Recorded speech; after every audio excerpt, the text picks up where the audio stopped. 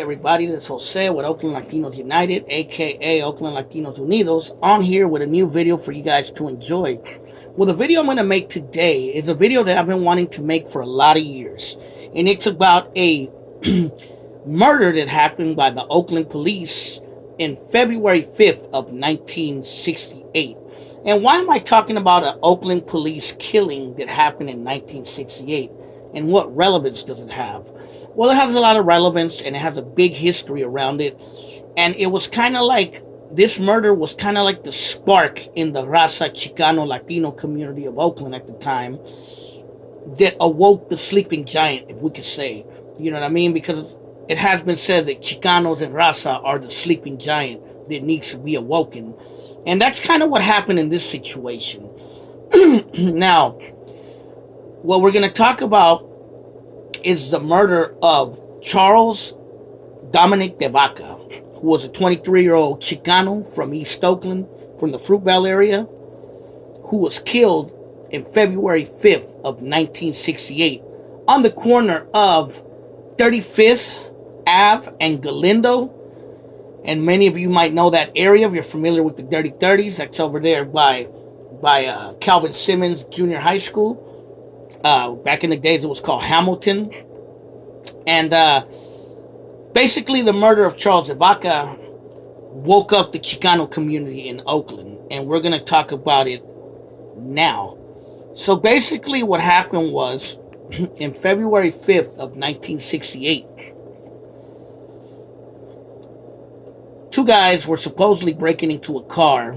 And this is actually the Oakland Tribune article about it. And it even gives an address. It says 2112 35th Ave. So back then, they used to actually give the address and locations of where the incident happened. So 2112 35th Ave, maybe you live there. But supposedly, two men were breaking into a car under an apartment complex at that address. And a police officer, an Oakland police officer named Walter Gibbons, seen what was going on. He turned around, pulled his car over, and told them to freeze, halt, this is the police. They ran. One dude ran one way, and apparently Charles de Baca ran down Galindo Street. Officer Gibbons chased him, and he fired several times at him. And the last shot hit him in the back, piercing his heart, killing him instantly. Supposedly, Charles de Baca ran a few feet and then collapsed in a vacant lot on Galindo Street. Now, this death sparked something within the Chicano community, because let's take it back to Oakland 1968. Oakland in 1968, people got to realize Oakland was still kind of dominated by white people. It was a very prejudiced town. There was a lot of racism within the Oakland Police Department. Supposedly, the story was that the Oakland Police used to hire white officers from the South and from the Midwest, and they would bring them to Oakland to deal with black and brown people. You know what I mean? And they would come from communities where there were no black and brown people, so you could only imagine.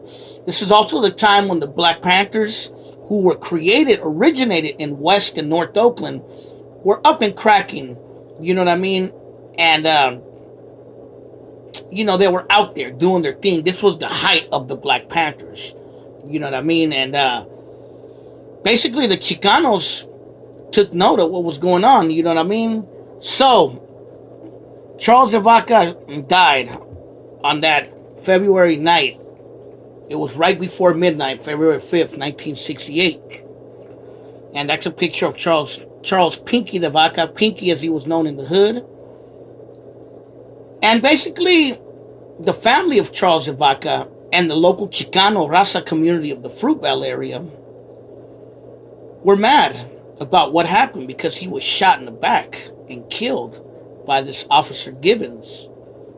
So what happened was, a group of Chicanos, I believe one was named Victor Martinez, Bernardo de Baca, who was Charles de Baca's brother, and various others, formed Latinos United for Justice, or Latins United for Justice, or Latinos Unidos por la Justicia.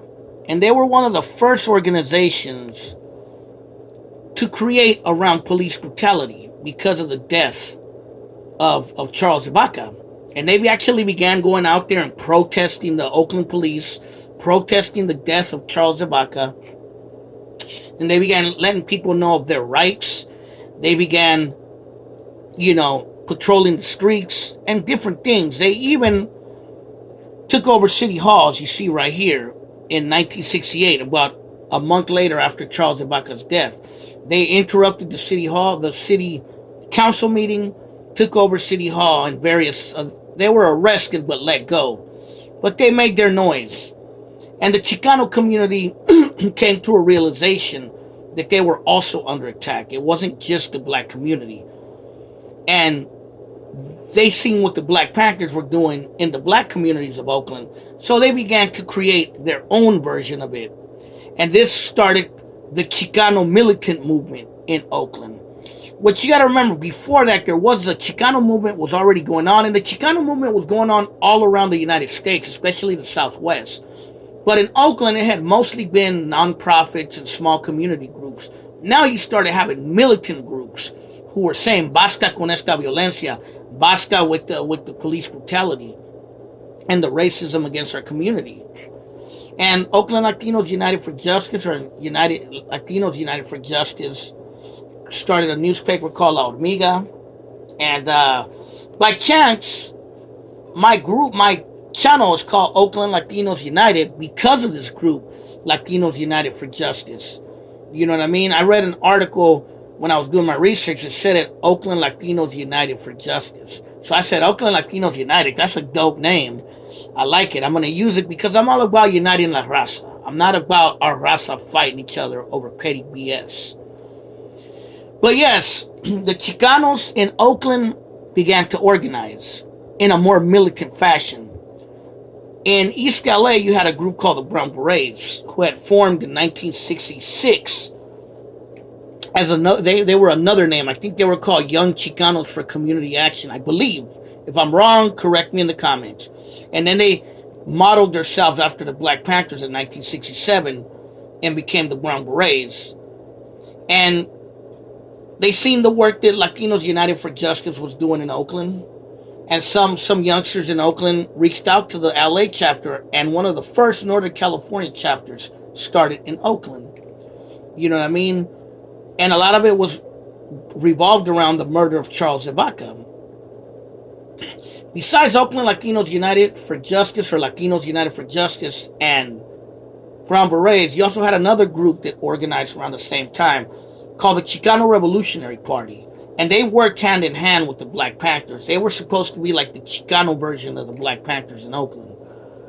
And I'm going to make a video about them, but if you go back to my videos and watch the interview with Juan Espinosa, he was a member of that group, and we talk about the murder of Charles Baca. And like always, the police said it was a justifiable homicide, that Officer Walter Gibbons was justified in killing Charles Baca. At the time, it was Oakland Police Chief Charles Gaines, and he had a notorious reputation with the Black Panthers. The Black Panthers weren't too fond of him. And also, you got to take into account 2 months after the death of Charles Baca, the Black Panthers would lose a youngster. Bobby Hutton, who was only like 17 years old, was killed in West Oakland by the Oakland police. So this happened all around the same time. And you got to remember, Oakland at this time was a very militant place, a very, radical place. You had the Black Panthers, you had the hippie movement, you had the anti-war movement, you had groups like, Student for a Democratic Society, the Weathermen, and various other. And also you had the Chicano organizations that began to form in the Fruitvale area. And you also got to remember, the Chicanos who had lived in Oakland, at that time, the Chicano raza Latino community was a lot smaller in Oakland. And it was mostly around Fruitvale, Jingletown, the Doves, the 40s, a little bit in Funktown, kind of centered in that little area. It wasn't as big as a community as it is today. And the black community was a larger community. But you got to remember, Oakland was still predominantly white at the time. The police was controlled by white people. The city council was almost all white. So it was still a white conservative city, which is what people fail to realize. It's not the Oakland that we know of today. Back then, it was a totally different city. And, there was a lot of racism against people of color, which is the reason why Black Panthers and groups like that organized.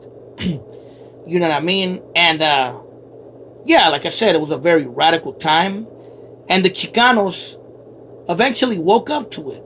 And the Chicano movement became this militant thing in Oakland. It was the sleeping giant that got awoken in Oakland. And like I said, Chicano Revolutionary Parties, Brown Berets, Latinos United for Justice. Eventually they started doing things like free breakfast programs, opening up free clinics, you know what I mean? Doing theater called Teatro Triste, and various other things began to happen to uplift the Chicano community in Oakland, the same way the Black Panthers were doing in the Black communities of Oakland. You know what I mean? And this is a story and a history that's never talked about,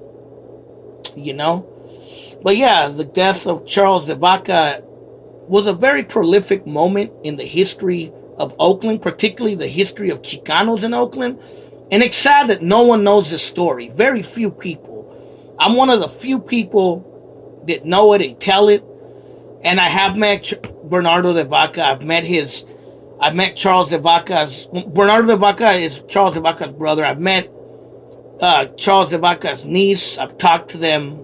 They appreciate that I put this info out there. And I believe they were a Chicano family from New Mexico, And also you got to take into account, a lot of these families had originated in West Oakland, and they had been pushed to East Oakland because the old West Oakland barrio was destroyed. So there was a lot of anger and confusion within the community at that time. But I think Chicanos took a step and said, no más, basta con esto. And that's something to be proud of. You know what I mean? That the Chicano Raza community in Oakland did this, stood up for themselves, and said, no, you're not going to treat us this way. You know what I mean? So tell me what you think about this video. Tell me if you ever heard of Charles Pinky de Baca, or if you ever heard of any of this stuff. Leave me a comment, share this video, let people know. Like always, Oakland Latinos United, Jose, I'm always going to tell you the real story of the town. And that's just town business. Later.